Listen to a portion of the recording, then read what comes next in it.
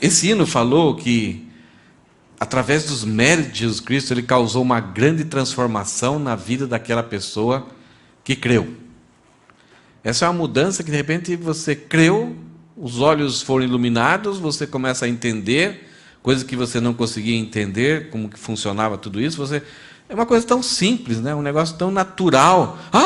É como se, quando nós falávamos antigamente, né? Caiu a ficha, mas agora caiu o cartão, mas agora é como se fosse caiu o crédito. Né? Não sei como que poderíamos falar hoje, mas de repente, por que eu era tão difícil para assimilar isso? É que a luz brilhou, o nosso coração foi iluminado e a gente, por causa dessa graça de Deus, nós começamos a entender as coisas simples de Deus, aquilo que o amor de Deus enviar o seu Filho Jesus, morrer na cruz, provar que era Deus, que isso fez com que o que ele fez na cruz não simplesmente foi um modelo, uma demonstração, mas foi um sacrifício que o próprio Pai, o Deus Pai, enviou Jesus e moeu ele para que aquilo ali fosse um sacrifício. E como ele é Deus e homem, esse sacrifício tem um tamanho e tem uma identidade, ele se identificou conosco e tem o tamanho de Deus, então pôde ser um sacrifício suficiente para salvar todo aquele que crê. E aí aquele que crê tem uma transformação que você fala, o que aconteceu? Não aconteceu nada comigo, eu não senti assim um calafrio, alguma coisa, nada. Simplesmente você começa a perceber que uma paz começa a surgir no seu coração, a culpa pelo medo que você tem de Deus começa a ser já uma luta. Antes era uma coisa intransponível e difícil de acabar, mas agora você percebe que é uma luta, que você já desfruta dela. Então essa transformação foi a respeito do seu status, do meu status, debaixo da ira de Deus, agora para o reino do Filho do seu amor, como Filho de Deus, perdoados para sempre. Esse status, esse Zairocard que a gente recebe de Deus, não tem vencimento. É intransferível, nós não podemos transferir para os nossos filhos ou para os nossos pais, porque é uma coisa individual, e ele é indestrutível, porque a garantia não sou eu. A garantia é aquele sangue que foi derramado lá na cruz, que é infinito. E para garantir ainda mais, o próprio Pai Jesus colocou em nós o Espírito Santo, para que durante essa trajetória aqui, nem nós conseguíssemos destruir essa obra, esse status que Cristo nos deu. Só que ainda a gente continua pecador, nós temos uma nova natureza, nós temos o Espírito Santo, que é a garantia de nós chegarmos lá, que nos ajuda a entender a vontade de Deus para nós, mas ainda continuamos pecadores, com a velha natureza, que é esperta, que no batismo a gente deu uma simbologia que ela morreu, isto é, ela está morta no sentido assim de não destruir mais o nosso relacionamento com Deus. Agora nós somos filhos. Então, no batismo nós simbolizamos que o nosso relacionamento com Deus, a nova natureza, não destrói, ela está morta. Só que ainda ela sabe nadar. Então ela deu algumas braçadas e algumas vezes vem à tona e quer destruir a nossa comunhão com Deus. Ela quer nos enganar, ela usa até as Escrituras para nos enganar, para destruir, para atrapalhar a nossa comunhão com Deus e automaticamente a nossa frutificação. Porque se a nossa comunhão diminui, a nossa frutificação fica inútil. Nós não conseguimos produzir frutos de verdade, frutos de arrependimento. Porque temos vergonha, porque somos acusados por próprio Satanás e não usufruímos da plenitude do Espírito Santo que nos leva a servir a Deus em coisas simples. E aí então que o próprio Paulo, no texto aqui de Efésios, ele falou que nós estávamos numa situação terrível. E agora nós somos mudados. E ele fala assim, agora tem uma caminhada para nós diante de nós. É uma caminhada de filhos de Deus. E por isso ele fala, por causa da natureza, da velha natureza estando em vós, Paulo, em nome de Jesus, como se fosse o próprio Jesus falando, ele fala assim, não andeis mais, como? Como os gentios. Não andem mais, não caminhem mais, não tenham a mesma atitude, as mesmas motivações, os mesmos desejos, os mesmos alvos. Não tenham mais. Não vivam mais. É um imperativo, não é uma escolha. Então Paulo nos exorta para termos essa nova caminhada. E para isso, nesse texto que a gente leu no começo, a gente vai repetir esse texto por um tempo, porque a gente está trabalhando em cima dessa questão, dessa mudança dinâmica. Paulo, no domingo passado, a gente trabalhou nisso, ele mostra para nós esses 3 R's da mudança permanente. Que é uma mudança contínua, ela é dinâmica e ela visa produzir mudanças permanentes.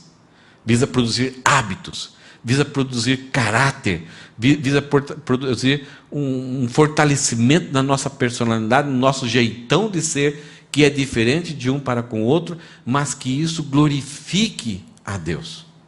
Então, essas mudanças não podem ser assim, na hora somente que eu chego no estacionamento da igreja, então agora eu sou crentão. Faz o Senhor, né, tal. Sento aqui, com aquele jeitão. Isso daí não interessa para Deus. Talvez interessa para você, talvez interessa até para nós, porque a gente gosta de ver atitudes bonitas nas pessoas. Mas isso, muitas vezes, é hipocrisia. Deus não quer isso. Deus ele quer mudanças permanentes, progresso, desenvolvimento. É isso que você espera do seu filho. À medida que o seu filho vai crescendo, né, novos comportamentos adequados à idade é esperado. Você espera que, numa certa idade, ele já consiga fazer alguma coisa, já consiga se trocar sozinho, comer sozinho, tomar banho sozinho, consiga ir para a escola sozinho. Então é uma independência dependente. É isso que Deus quer conosco. Deus não quer toda hora pegar, empurrar você para cá, empurrar para lá, empurrar para cá. Não, Ele quer que você tenha essa independência por causa da comunhão e relacionamento dele, você consiga criar hábitos saudáveis na sua vida devido às mudanças permanentes.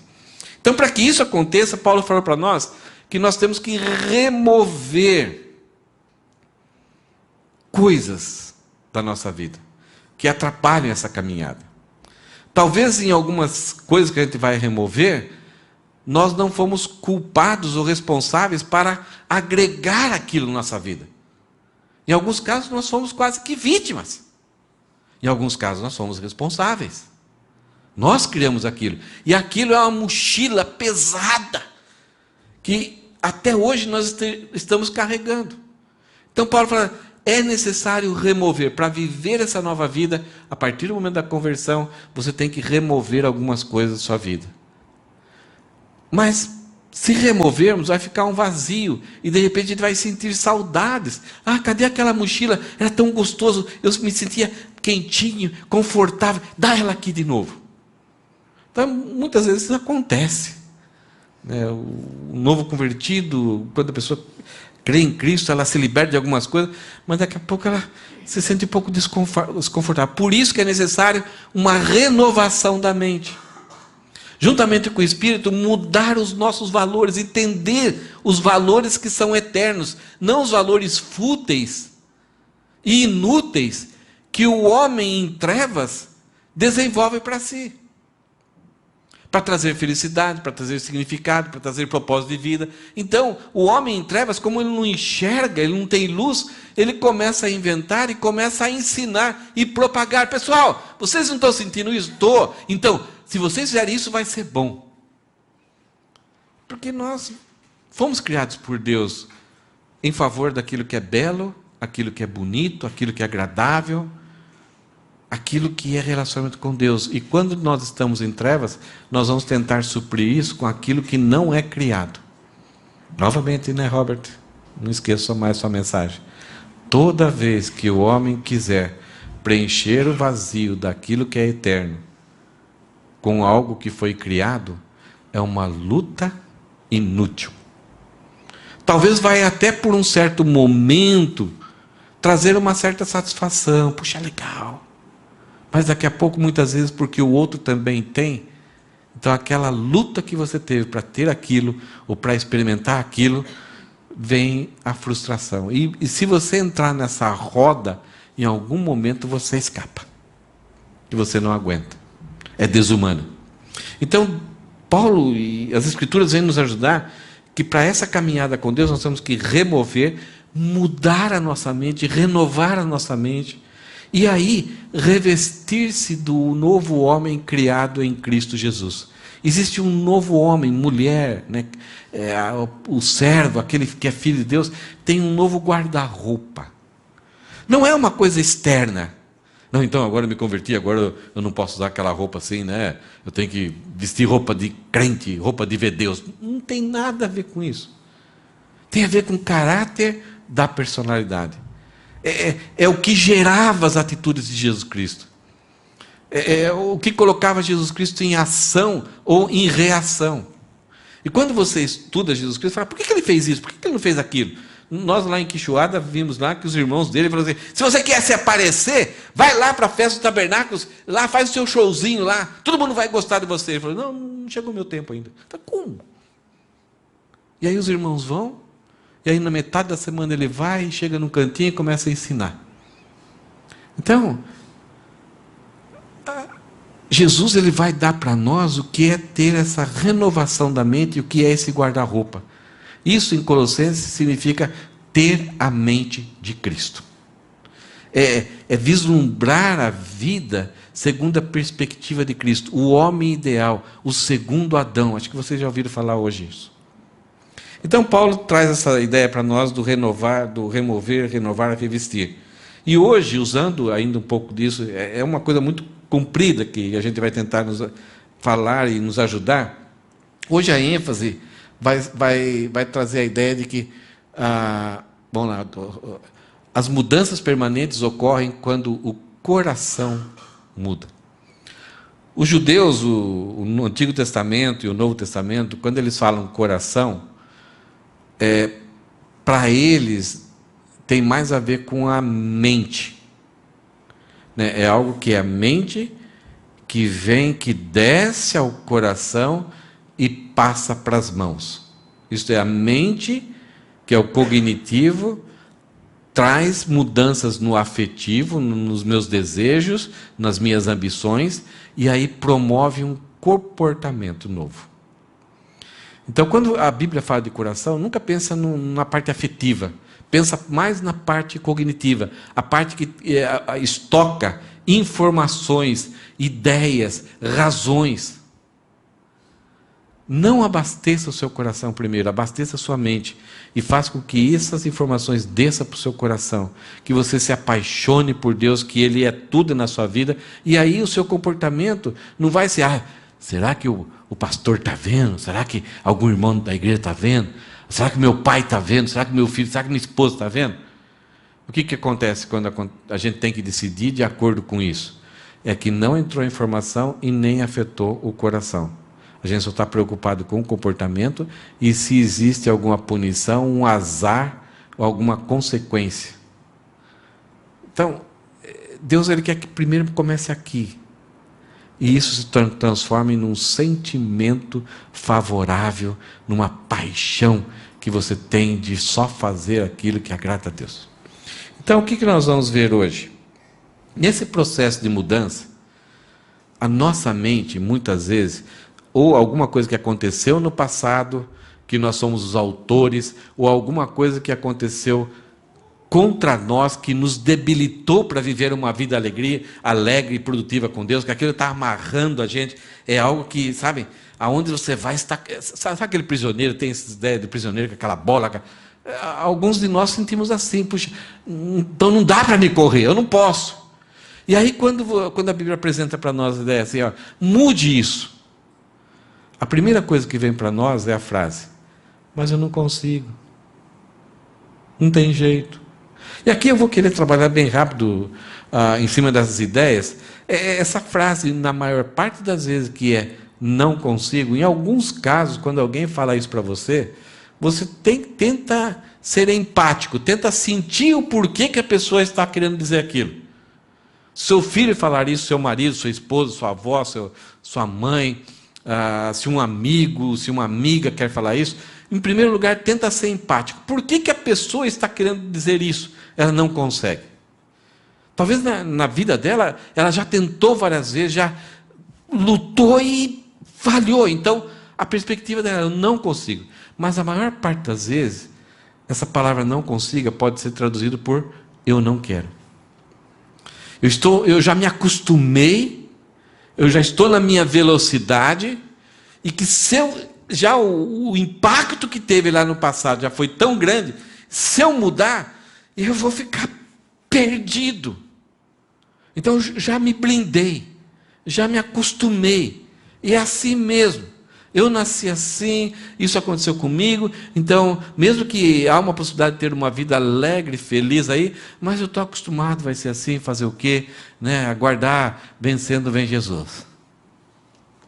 Então essa palavra não consigo, ela muitas vezes tem que ser encarada, nossa mente tem que entender que nós já recebemos de Deus a capacitação e o poder para enfrentar as transformações. Deus nunca vai exigir ou vai querer algo de nós se Ele não nos capacitar primeiro. Veja o que Gálatas 5,16 fala. Por isso digo, deixem que o Espírito Santo aqui, guie a sua vida. Assim não satisfarão os anseios da sua natureza pecaminosa. Então, tanto coisas que aconteceram no seu passado que te amarra, como coisas assim que de repente, puxa, eu tenho uma inclinação, já é um transtorno, né? É um vício, é um hábito, eu não consigo. Eis aqui uma boa notícia. Deus te deu capacidade. Use. Eu não me lembro agora de cor assim, o texto, mas em Corinto Paulo fala o seguinte, que alguns de vós foram adúlteros, homossexuais, mentirosos, ladrões. Você fala, a igreja de lá sendo assim, que coisa, né? A igreja de Corinto, né? Aí Paulo fala assim, mas vós fostes lavados, fostes purificados.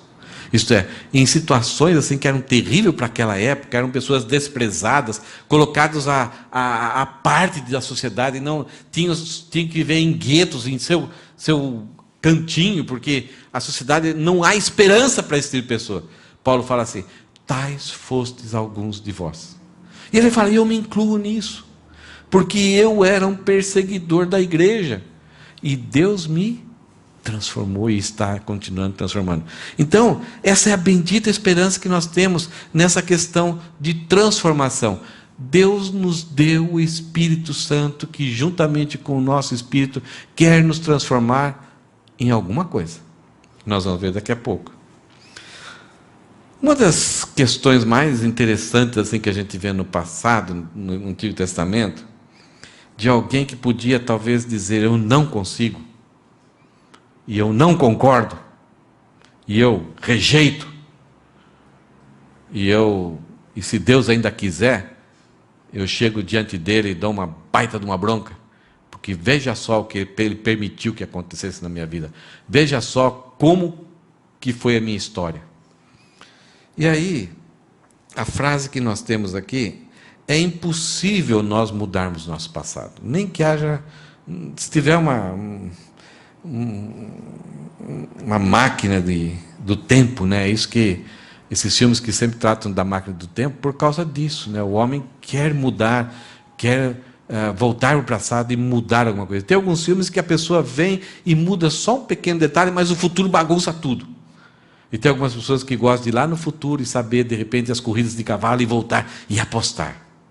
Então nós somos pessoas que queremos ter esse controle que somente Deus, a soberania que somente Deus tem sobre o futuro, mas também se pudéssemos voltar ao passado e mexer no passado. E a notícia que eu tenho para você é impossível você mudar o passado. Não tem mais jeito. Passou. Mas é possível mudar a sua atitude quanto ao passado. É possível mudar as nossas escolhas que fizemos hoje por causa do passado.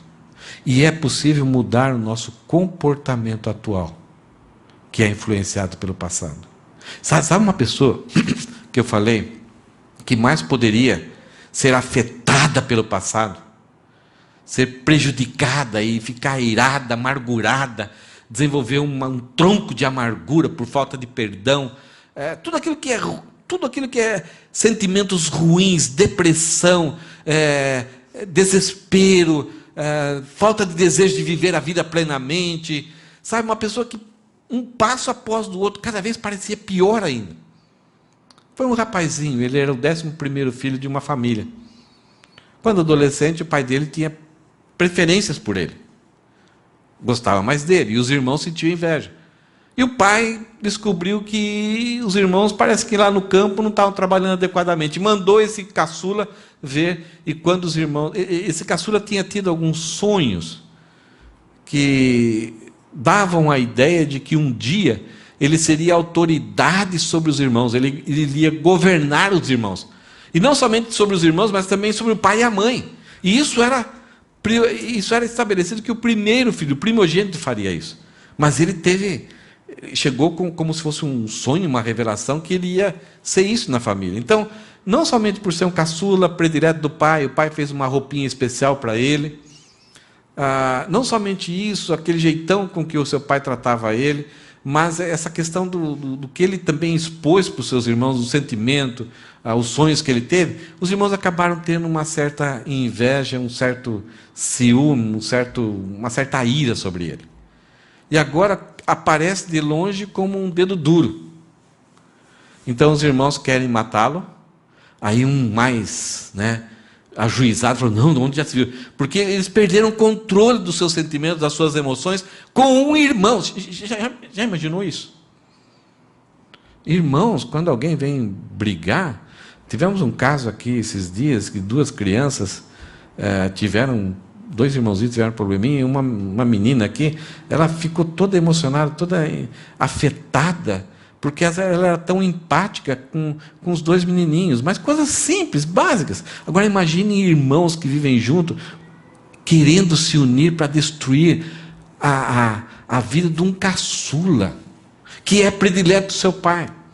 De repente algum dá um toque na cabeça, não vamos fazer isso não, mas pelo menos vamos deixar aquele aqui na estrada sem combine, sem nada aqui, vamos jogar ele num poço, matamos um animal, pegamos a túnica que o pai fez para ele, sujamos a túnica de sangue e falamos para o pai que ele foi morto por causa de um animal. E dão essa notícia para o pai. O pai, a partir desse momento, viveu na realidade falsa de que o seu filho predileto tinha morrido. E quem foi responsável por essa morte? Em primeiro plano, em primeiro lugar, o próprio pai, porque o pai enviou o seu filho lá para observar os seus irmãos. Então, se foi um animal, se foi qualquer coisa que aconteceu, o pai viveu, norteou a sua vida em cima de uma mentira.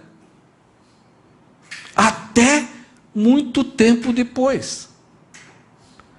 E os filhos que fizeram isso com o pai tiveram que agir como se fosse um conluio, um complô, para manter aquela mentira como se fosse uma verdade. Eles tiveram que agir, tiveram que se comportamentar e tiveram que reagir com empatia com o pai, mas era uma empatia farisaica, era uma empatia falsa. E eles, os filhos lá então, jogaram num poço, depois tiraram do poço, depois venderam para os escravos, uns mercadores de escravos. Esses mercadores de escravos venderam esse rapaz lá para o Egito. Ele passa a trabalhar na casa de um homem muito rico, e jovem, forte, responsável, mas de repente a esposa desse homem quis fazer alguma coisa com esse jovem, e esse jovem, mesmo naquela situação de sentir-se abandonado por Deus ter falado alguma coisa, está num outro país, poderia ter vários sentimentos negativos contra Deus, contra os seus pais, contra os seus irmãos. E por que o pai não veio procurar? Esse jovem não sabia o que os irmãos contaram para o seu pai. Ele se sentiu totalmente abandonado por Deus, por tudo. Mas mesmo assim, a sua mente tinha princípios e valores, o seu coração sentia uma paixão por Deus. E nesse momento, coisa que o homem não faz, mulher faz. Mulher faz, ela foge da tentação, mas o homem raramente foge. E diante de uma mulher bonita, rica, ele foge. E essa mulher inventa que a coisa aconteceu ao contrário, que ele que tinha caído para cima dela. Por causa disso, o marido, então, manda prender esse jovem, ele fica 13 anos na prisão, e com seu comportamento na prisão também podia ter todo tipo de sentimento negativo. Ele se torna tão responsável na prisão que passa a ter as chaves da prisão, e ainda quando dois homens têm um sonho, ele revela os sonhos para esses homens, para esses dois homens que trabalhavam no rei, e um deles foi morto e o outro volta a trabalhar no serviço do rei, e de repente o rei também tem um sonho, mas esse homem que foi beneficiado por esse jovem, esquece desse jovem lá na cadeia, ele continua na cadeia, mas de repente esse rei tem um sonho e pergunta se tinha alguém que soubesse. E aí esse homem que foi beneficiado, um copeiro lá, falou, eu me lembrei, tem um rapaz lá no cárcere, talvez ele está vivo ainda. Ele sabe revelar sonhos. E foram atrás dele, trouxeram.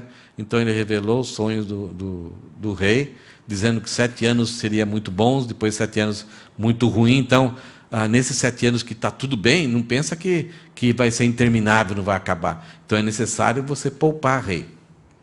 Então o rei colocou ele como segundo de autoridade no império. E esse jovem agora começa a construir cidades, construir celeiros, e o império, quando chegou à pobreza, o único lugar que tinha comida era esse império, era esse rei. Porque todo mundo estava tranquilo, não sabia desse negócio que depois de 7 anos havia problemas, e ficaram tranquilos. Então, quando veio a miséria, veio a pobreza, eles não tinham se prevenido. Então, por causa disso, por causa de virem buscar comida e pagarem caro por essa comida, esse império se tornou grandioso. Devido a quem? Ao serviço desse jovem. E como na terra dos seus pais havia pobreza, os seus irmãos vêm até a sua terra, e ele era responsável de vender e fazer o comércio, e eles não reconheceram o irmão, porque pensavam também que escravo não durava muito. Não reconheceram. E quando eles têm um encontro com esse seu irmão que havia sido vendido, esse seu irmão agora com toda aquela história difícil, impactante demais, que talvez tenha feridas no seu corpo. Quantas vezes talvez ele foi espancado na cadeia pelos próprios prisioneiros ou pelos guardas? A fome. Então isso trouxe marcas, não somente emocionais, mas físicas. E talvez até alguns tiques nervosos. Quando escutava algum barulho. Então, experiências que de repente, se você escuta um tipo de música, um tipo de som, uma buzina, à noite, isso aí causa um impacto tão violento na vida da pessoa, que a pessoa não consegue viver mais plenamente, tão tranquilamente. E agora, com toda essa autoridade que ele tinha diante daqueles que foram os causadores de tanto mal, olha só como ele reage. Olha só, diante dos seus irmãos, quando ele se revela para os irmãos, olha só o que ele fala. Agora, meus irmãos, vocês sabem de quem eu estou falando, né? O Zezinho, lá do Egito. Né? Veja só, agora, meus irmãos, não fiquem aflitos ou furiosos uns com os outros, por me terem vendido para cá. Primeiro ele acalma os irmãos, porque os irmãos durante todo esse tempo, você devia ter feito, sabe aquele negócio que a gente quer transferir a nossa culpa, nossas responsabilidades? Olha o que José fala, foi Deus que me enviou adiante de vocês para lhes preservar a vida. A fome que assola a terra há 2 anos continuará por mais 5 anos. Estava no 2º ano ainda. E não haverá plantio nem colheita. Deus me enviou adiante para salvar a vida de vocês e de suas famílias, e para salvar muitas vidas. Portanto, foi Deus quem me mandou para cá, e não vocês. E foi Ele quem me fez conselheiro do faraó, administrador de todo o seu palácio e governador de todo o Egito. Primeiro, quem que vendeu ele para os ismaelitas? colocou ele no poço? Os irmãos. Por que José chegou ao ponto de ser o governador ali do Egito? Por causa dos seus méritos, por causa da sua sabedoria. Então José tinha todas as razões, todas as justificativas para condenar, aprisionar, fazer os seus irmãos passarem o que ele passou. E ele tinha todas as razões para dizer: está vendo como eu sou bom? Eu sou o cara. Mas ele não fez isso. Ele coloca Deus como soberano. José, quando ele era adolescente lá, parece que ele é muito soberbo. Até ao compartilhar dos sonhos, parece que ele tem um pouco de soberba. Mas ao longo desse tempo, aquelas pequenas sementes que talvez sua mãe e seu pai plantaram no coração dele com relação a Deus, germinou de uma tal forma que permeou a sua mente com a pessoa de Deus. Então ele conseguiu, no meio de tanta tragédia, tanta dificuldade, tantas coisas impactantes, ele conseguiu que essas coisas impactantes não fossem determinantes, não determinassem como ele ia agir, como ele ia reagir, quais seriam as suas atitudes, quais seriam as suas escolhas e quais seriam os seus comportamentos. Então ele lutou contra isso. Eu imagino que quando aquela mulher chegou para ele, talvez toda sensual, os hormônios dele estavam falando: vai lá, José, vai para cima, vai, Tafarel. Mas aí a mente dele, o conhecimento que ele tinha na mente dele, estava no coração, afetava, e ele agiu. Mesmo diante de um preço muito caro, que foi a prisão por 13 anos. Então, diante disso, diante dessa atitude de José, que é um exemplo de alguém que remove algo que não pertence, que não agrada a Deus, a velha natureza, renova a sua mente e aí se reveste do novo homem criado segundo Jesus. José é o exemplo, é um tipo de Jesus, é o melhor tipo de Jesus na questão de tipologia. Aquilo que aconteceu com Jesus, José viveu algo semelhante. Vendido pelos seus irmãos e perdoa os seus irmãos e salva a sua família. E traz a família para viver num reino próspero. Então, algumas frases que a gente vai ver bem rapidamente para a gente não perder muito tempo aqui. Já pensando nessa história de José. Quanto ao passado, mudanças permanentes. Uma pessoa que vive do seu passado é demasiadamente infeliz. Muitas vezes a gente só fica pensando no que aconteceu. Alguns traumas que são muito difíceis para nós, sabe aquele negócio que você tenta não pensar, mas você só fica pensando? Isso normalmente traz infelicidade. A gente não consegue. A gente vai para uma festa de aniversário, parece que é uma mochila que a gente não sai, não larga. Isso afeta. A gente quer cantar, mas aquilo lá está na cabeça. É mais ou menos o que aconteceu comigo no início do casamento, com a Rosana, que era nós dois, assim, sem filhos, nada. Então compramos um videogame em television. Conhece, Fabiano? Era o top de linha da época lá. Então eu chegava um pouquinho mais cedo, uns 15 minutos mais cedo, já ia jogar lá. Era um negócio, Burger King era um joguinho, era um pãozinho, hambúrguer, salada, tal. E aí eu tinha que ir derrubando para uns bichinhos ia correndo atrás, tipo Pac-Man, assim, né? E o garçomzinho ia tendo que destruir também para fazer os hambúrgueres. E tem as fases também. Então eu direto fazendo, depois a Rosana chegava, tinha que doar um pouquinho para ela, né? Depois a gente jogava junto, tal, essas coisas assim. Eu tranquilo, tal. Até que um dia fui num culto de oração. E aí o pastor: vamos lá, feche seus olhos. Eu fechei os olhos, estava lá a telinha da televisão lá, e o joguinho, a musiquinha. Então aquilo fez parte da minha vida. E eu queria não pensar, mas aquilo já estava impregnado.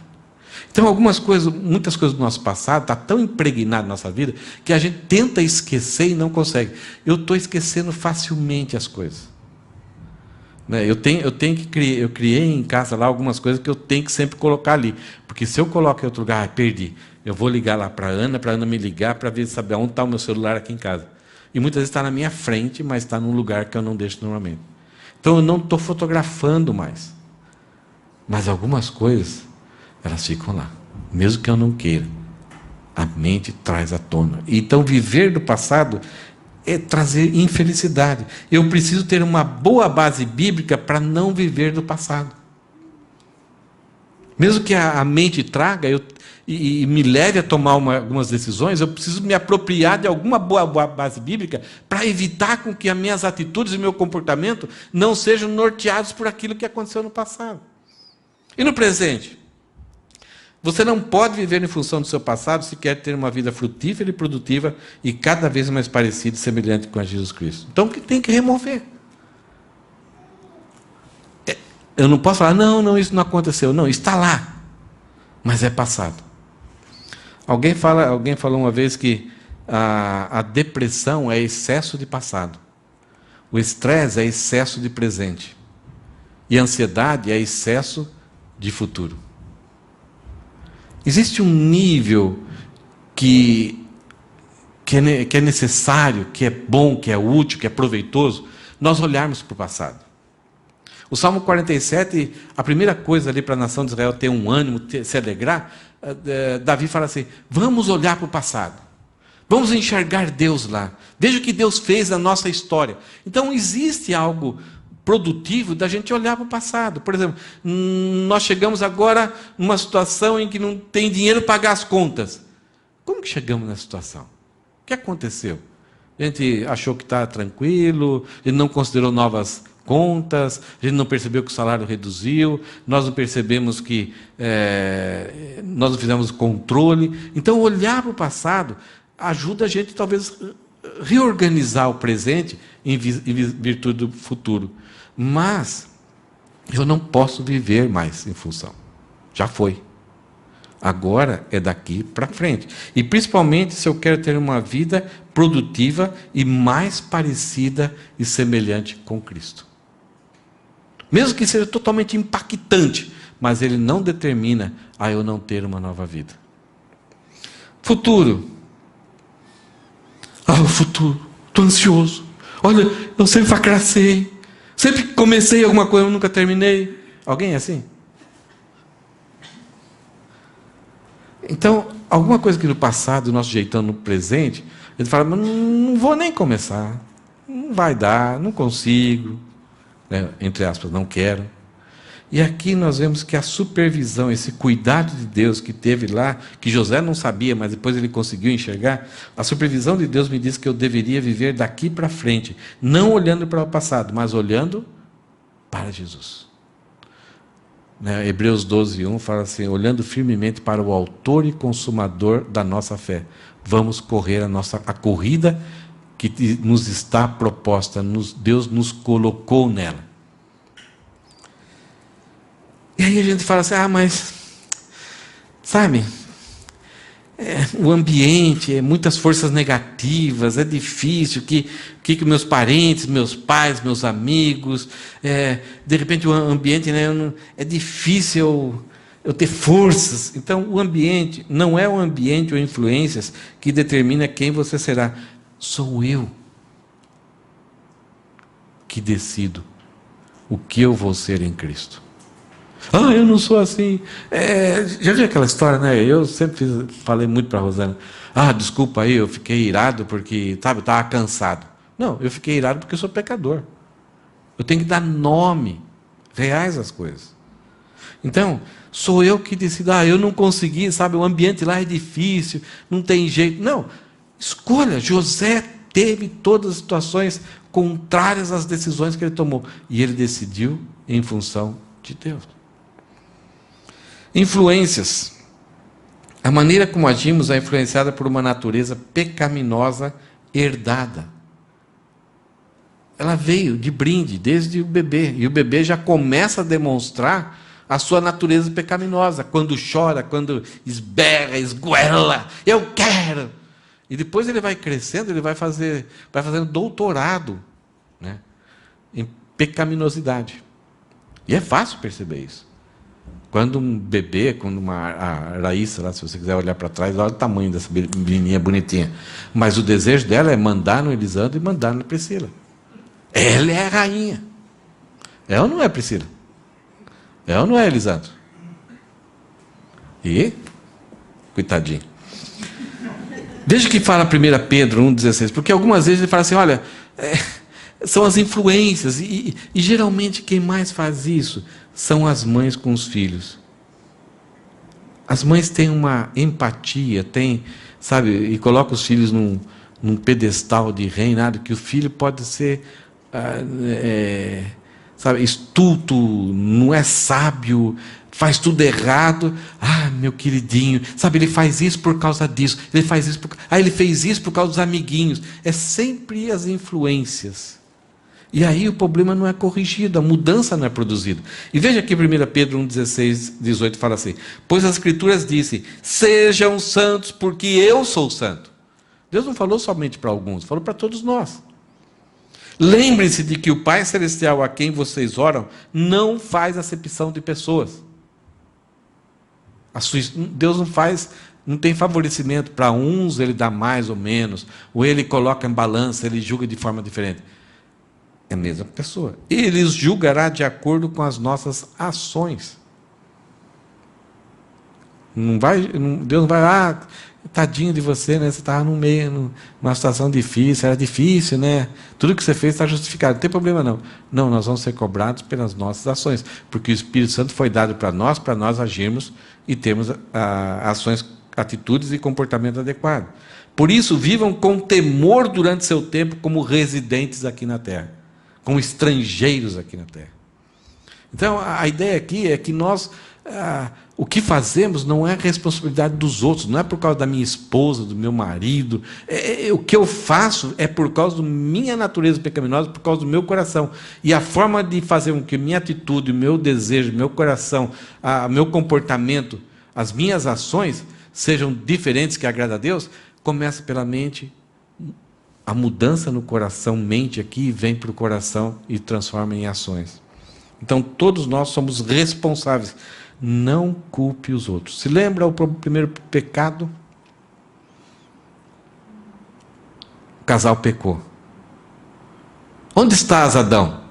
Escondido. Por quê? Tive medo. Por que você teve medo? Deus sabia, só queria trazer para fora da boca, do coração de Adão o que tinha acontecido. É que comemos do fruto da árvore. Mas por que você comeu? A mulher que o Senhor me deu. Chegou na mulher. Por que você fez isso? A serpente me enganou. Em outras palavras, o que Adão e Eva fizeram? Desobedeceram.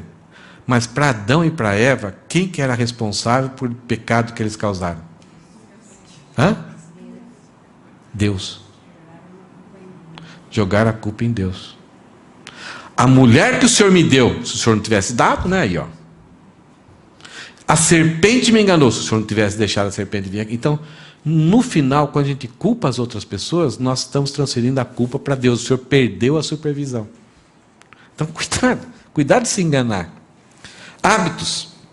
Estamos capacitados a cultivar hábitos, porém, eles se cristalizam por meio de um processo. Hábitos é a melhor coisa na nossa vida. Por um lado ruim e por um lado bom. Quando você escova os dentes para o seu bebezinho, todas as vezes, vai chegar aos 5 anos, você vai ter que escovar. Agora, quando você ensina o seu filho, desde o nenenzinho, já uma certa idade que ele pode segurar, mesmo que ele faça tudo errado, ele vai escovando, um dia que ele não escovar, ele vai... Opa, está acontecendo alguma coisa errada. E não sei se você percebe, nós até colocamos a pasta, se tiver uma canequinha, alguma coisa assim, tal, até a escova de dente virada para um certo lado, porque a gente faz automaticamente. Ele não pensa mais. Tinha um professor nosso, que ele faleceu uns dias aí, mas ele preparava aulas, ele aprendeu alemão, fazendo barba e escovando os dentes. Eu não consigo, né? Mas ele conseguia. Porque o hábito, muitas vezes, mesmo que você tenha um desejo que, eu não quero fazer isso, você é levado e faz. Essa última vez que eu fui para o Brasil, eu pedi para um amigo nosso lá que é dentista, para ele fazer uma limpeza no dente. E não sei como ele fez, vou ter que fazer agora um outro trabalho lá, mas ele fez uma limpeza, usou uma lixa muito forte, assim, um rotor muito forte, e deixou várias pontinhas em alguns dentes. Não sei se você tem também esse costume, né, de vez em quando fazer uma vigilância com a língua. Você faz uma vigilância em todos os dentes, tanto fora, dentro. Vê se tem uma comidinha, alguma coisa assim. Então, minha língua passa nessas pontinhas. E ela fica lá. Não sei se vocês já perceberam que desde agosto do ano passado... Antes eu vi aqui. Então, eu estou andando de carro, minha língua fica lá, e machuca a língua. Aí fala, não vou fazer. Não tem jeito, o hábito já foi construído. Então, hábitos, muitas vezes, é difícil de remover. Mas na vida cristã também, existem algumas disciplinas da vida cristã que não podem, elas têm que deixar de ser escolhas diárias e têm que se cristalizar e se tornar hábitos. Quais as coisas difíceis na disciplina cristã que são boas, são benéficas, são produtivas, são construtivas para nós? Por exemplo, oração. Leitura da Bíblia. Né? Então, ouvir música. Tem várias coisas que são principalmente oração e leitura das Escrituras, elas são produtivas, mas por ser Escritura e por ser oração, a nossa velha natureza já não quer. Então, se depender da nossa escolha, nós vamos deixar para depois. Então, durante pelo menos 6 semanas, essa é a possibilidade que o pessoal fala, nós temos que nos disciplinar, criar uma disciplina ferrenha ali, e até nos punir, e no caso ajudar esposo, esposa e crianças, filhos, para que no prazo de 6 semanas aquilo seja tão regular, sem falhar, que daqui a pouco se torna um hábito. Por exemplo, nós temos hábitos o celular, muitas vezes nós já temos um hábito, né? Que a gente não consegue, né? Tem que ver, não tem nada lá, mas tem que dar uma olhada. São hábitos que no começo eram infantis, desnecessários, mas ao longo do tempo se cristalizaram, e agora eu dependo daquilo. Então veja o que Paulo fala em 2 Coríntios 3,18. Portanto, todos nós, dos quais o véu foi removido, agora temos a visão completa a respeito de Deus, podemos ver e refletir a glória do Senhor, e o Senhor, que é o Espírito, nos transforma gradativamente à sua imagem, de glória em glória, deixando-nos cada vez mais parecido com Cristo. Então, a construção de hábitos saudáveis na nossa vida é um desejo, e Deus está envolvido nesse processo. Para que esses hábitos se tornem tão nossa vida, tão nossa realidade, que já não seja uma luta, nós não tenhamos que lutar. É uma coisa natural.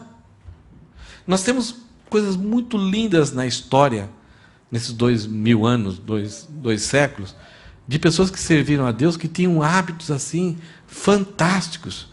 E aí você fala, eu queria ser igual a esse homem. Não começou de um dia para o outro. Foi uma luta.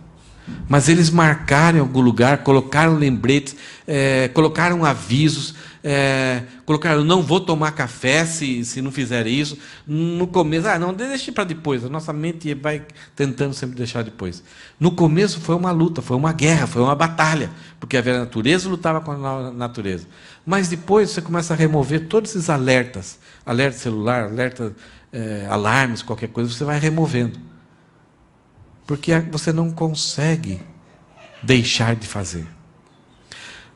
Do lado pecaminoso, os hábitos se cristalizam. Você começa a fazer uma coisa, outro dia a mesma coisa, outro dia a mesma coisa, mesmo que seja tão depravado, tão ruim, mas que não edifica.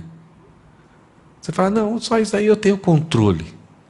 Mas essa continuidade daqui a pouco não é tanto o pecado que domina você, é o hábito que te domina. Você não consegue. Você se sente escravo, já não desfruta de liberdade. E aí a tristeza vem.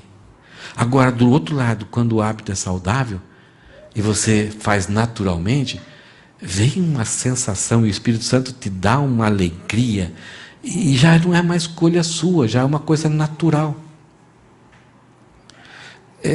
E hábitos assim, por exemplo, uma coisa bem simples. Tem pessoas que lutam para vir num momento de culto. Tem outros que não conseguem deixar de vir. Não é que vão sentir culpa, é que vai faltar alguma coisa. Então, cuidado com você abrir mão de alguns hábitos. Produza hábitos saudáveis na sua vida. Liberdade. Elisandro falou um pouquinho sobre livre-arbítrio hoje.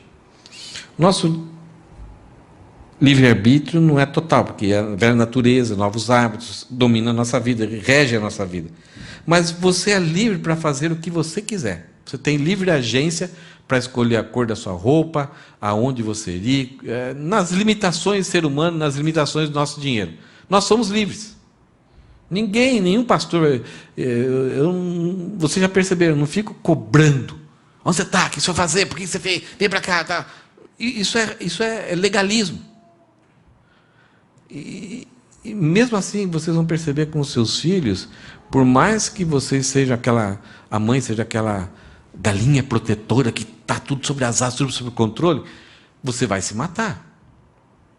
Então há uma necessidade de transferir maturidade para os filhos.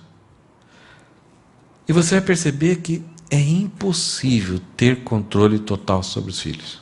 Não tem jeito. Chega uma hora que ou você fica maluco, ou você não vive mais a sua vida, e aí você não vai transferir maturidade. Então você é livre para fazer o que você quiser, mas não é livre para escolher as consequências. Eu vou fazer isso, tal. Mas por que aconteceu isso? Você não vai escolher as consequências. Elas acontecem. Então, tanto do lado positivo como negativo. Qual é o nosso alvo, então, para produzir mudanças? Quando estiver pensando a respeito do seu futuro, escolha a semelhança com Cristo. Quando você quer se parecer com alguém, pense em Jesus Cristo. Como você quer agir nessa situação? Como que eu faço? Como que eu reajo a isso? Pense em Jesus Cristo. Muitos jovens, quando estão querendo buscar os seus alvos, seus paradigmas para viver, buscam Neymar, buscam Michael Jackson, buscam Justin Bieber. Né?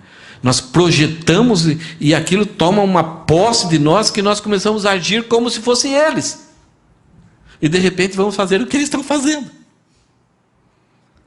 Então o nosso alvo, tudo aquilo que você for pensar, fazer, pensa em Jesus. Então aqui que há uma necessidade da gente conhecer quem é Jesus. Se eu conheço Davi, é muito bom e importante. Mas Davi era uma pessoa que confiava em Jesus. Então, pense biblicamente e cristocentricamente. Jesus é o nosso alvo. Elias era um homem fantástico, mas tinha os seus problemas. O próprio Tiago fala, Elias era sujeito às suas próprias paixões. Jesus é o único. Você é livre para fazer essa escolha, então faça isso. Escolha estabelecer Jesus como seu alvo. Busque conhecer Ele. Busque saber como que Ele agiria em toda e qualquer situação. Tem até um livrinho, se você um dia quiser ler e procurar, não sei se tem na internet, eu não sei se tem em casa em e-book, mas é Em Seus Passos, o que faria Jesus.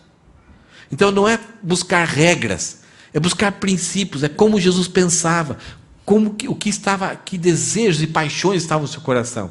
E isso então refletia em suas ações. Algumas ações de Jesus a gente não consegue entender. Por que ele agiu desse jeito? Os irmãos dele não entendiam Jesus. Mas é que ele transferia a sabedoria que ele conhecia, que ele tinha na mente, ele transferia para o coração. Essa mudança ela é dinâmica. Já falamos um pouco sobre isso aqui. Alguns pecados certamente serão transformados imediatamente no momento que a gente crê em Cristo. Tem alguma pessoa que talvez tem um vício assim, por longos anos já usou cigarro elétrico, cigarro a bateria, cigarro... Fez das tripas coração para largar aquilo que dominava ela. E de repente os olhos são iluminados, creem em Cristo, e no outro dia não sente vontade nenhuma. Isso é pessoal. Isso é uma coisa... do conjunto entre Deus e a pessoa. Algumas coisas mudam assim radicalmente, praticamente no mesmo momento, e a pessoa, nossa, eu fazia isso, agora não faço mais, por quê? Não sinto mais necessidade. Então, muitas vezes, isso é uma forma que Deus usa para mostrar, olha a minha atuação na sua vida, olha o meu poder na sua vida, você é meu filho agora. Só que ainda fica algumas coisas, alguns hábitos que vão lutar e vai demorar anos. Então, não desista. Se isto ainda te entristece, isso não deixa você viver uma vida plena, frutífera, não desista, não pare aí. Mas algumas práticas você vai sendo transformado de glória em glória. Então, a mudança permanente, ela é dinâmica, é preceito sobre preceito, é um aprendizado sobre aprendizado. Talvez você vai crescer um pouquinho, você vai ficar tão satisfeito. Puxa, que vitória, eu consigo, agora não tem mais. Daqui a pouco, 2 anos depois, nossa, eu estava contente com aquela mudança, agora eu estou mais contente. Então você vai crescendo. Você lembra lá de Paulo? Humildade.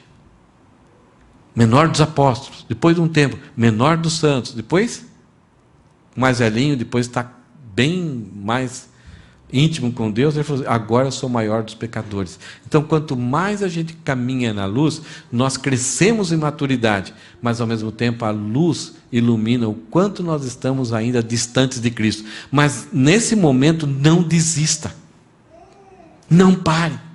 Essa transformação é dinâmica. Se alegre, porque aquilo que você era e aquilo que você é agora. Vá em frente. Não, é o Espírito Santo te amando você mais ainda. Mudanças permanentes é um imperativo. Não mudar naquilo que a Bíblia exige é desobediência, e isso é absolutamente desagradável ao nosso Deus. O nosso louvor, a nossa contribuição, a nossa comunhão não será agradável se eu não tiver o desejo de mudar e crescer em vida semelhante a Cristo. Deus não quer sacrifícios, né? Pegar como se fosse um animal, chegar aqui, tá, aí Deus, tá aí, se alegra. Deus quer a nossa transformação. Ele quer ver Jesus Cristo em nós. E Ele vai ver plenamente Jesus quando nós vamos ser glorificados. Mas enquanto vivemos aqui, é o desejo de nós parecermos e a luta que nós temos em comunhão com o Espírito nesse caminhar. Uma coisa que a gente fala também é que muitas vezes é difícil, que se eu mudar, né, a vida é complicada, e se eu mudar, só eu vou mudar.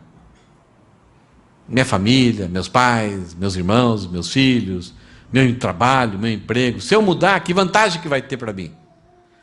Então, um princípio que a gente vê aqui, que é uma situação pode ser mudada quando mudamos a nossa atitude e conduta dentro da situação. Algumas vezes isso acontece. Eu me lembro que uma vez lá em Bragança, no momento final de culto, os conselheiros iam para frente e algumas pessoas vinham e pediam oração. E nós estávamos acostumados a a pessoa chegar e orarmos pela pessoa. Mas um dia chegou uma irmã e eu perguntei, pelo que você gostaria que eu orasse por você? E ela falou assim, olha, é muito difícil o comportamento do meu filho. Ele é desobediente, ele não obedece em nada, porque é desobediente, né? Tudo que eu mando ele fazer, ele não faz porque é desobediente. Não estuda, é terrível, briga, me ofende. Tem hora que eu choro muito, tal, né? Ora por ele, pastor. Aí não foi de mim. Eu simplesmente falei, Senhor, muda o coração dessa irmã. Faz com que ela não reaja a essas ofensas. Então, eu orei por ela. Aí eu terminei e falei, o que eu fiz? Aí, no outro domingo, quando fomos para frente, eu vi ela, já fui para ela, né? Eu falei, pelo que a senhora quer que a gente ore hoje? Ela falou, pastor, eu mudei. Meu filho está tão bonzinho comigo. E olha só que Pedro... gente, isso aqui está na Bíblia, tá? Não é eu. Mas olha o que Pedro fala. Da mesma forma, vocês, esposas, sujeitem-se à autoridade de seu marido. Assim, mesmo que ele se recuse a obedecer a palavra, será conquistado por sua conduta, sem palavra alguma, mas por observar seu modo de viver puro e reverente. Qual o contexto que Pedro estava escrevendo? Os gentios, muitas famílias se convertiam, então se convertia o marido, se convertia o filho, a filha, a esposa, e isso gerava, na maior parte das vezes, um conflito entre famílias. E as irmãs e os irmãos e os filhos falavam: pastor, eu quero sair de casa. O filho e a filha falavam: não aguento mais.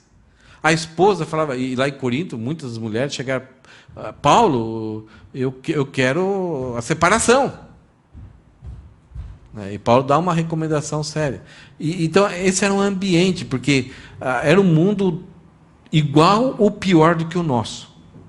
Homens violentos, homens depravados, homens abusivos. Então, a mulher, naquela época, era bem mal considerada que hoje. Então, as mulheres encontraram no cristianismo uma esperança, mas ainda tinha uma realidade. E agora, então, eu quero viver essa nova esperança, quero viver essa comunhão, essa alegria de aqui na igreja os homens respeitarem as mulheres respeitarem o homem, essa inocência, essa coisa tão bonita. Eu não quero viver a vida, o inferno que eu tenho lá em casa. E aí Pedro fala: olha, tentem, na medida do possível, até onde vocês puderem, aonde garanta a integridade física de você e seu filho, tentem ganhar os seus maridos sem dizer uma palavra. Mudem vocês primeiro. Há uma grande possibilidade, com a ajuda de Deus, você ganhar o seu marido. E muitas famílias foram restauradas, foram transformadas, porque pessoas seguiram esse princípio, até hoje. Ok? Terminando. Contexto. Uma mudança minha, num certo contexto, pode implicar na mudança de outros que estão ali também. Então, talvez o trabalho é difícil, mas aí quando as pessoas começam a ver as atitudes de Jesus, ou vão perseguir mais você, mas de repente podem reagir de forma diferente. E você pode afetar a vida das pessoas ali e de repente ser um farol de bondade, um farol de transformação das vidas. Então, Deus está fazendo um espetáculo de nós, usando nossa vida para fazer um espetáculo da sua graça, do seu amor, para buscar vidas, para transformar vidas. Então você pode falar assim: mas não dá para engolir tanto sapo. O que Jesus Cristo fez na cruz por você? Tente. Talvez você mudando numa situação, num contexto tão difícil, talvez aquele contexto, aquela situação vai mudar totalmente. Deus vai operar um milagre, simplesmente por causa que você teve uma disposição. O que nós vimos hoje? Nós vimos que a mudança permanente, ela acontece quando eu mudo o coração. Compreender esses princípios que a gente viu hoje aqui. Se você quiser, eu posso até mandar essas imagens para você rever e ver aonde talvez pode começar a colocar em prática. Então, o caminho para a mudança contínua, dinâmica e permanente acontece quando o coração é mudado. Amém? Que desafio, né? Não vem do pastor para vocês, vem das Escrituras, tá? Então não tenho culpa nenhuma sobre esse fato aqui. Isso aqui é uma luta minha também, muito mais minha, né? Porque é o chamado de Deus que para mim, mas é um chamado de Deus também para vocês. Que Deus abençoe, que vocês sejam fortalecidos na graça. Não dependa de você mesmo, dependa da palavra, se exponha à palavra, se exponha à ação do Espírito Santo. Deixa rolar. Mas procure colocar isso em prática. Procure cristalizar novas atitudes, novos hábitos na sua vida.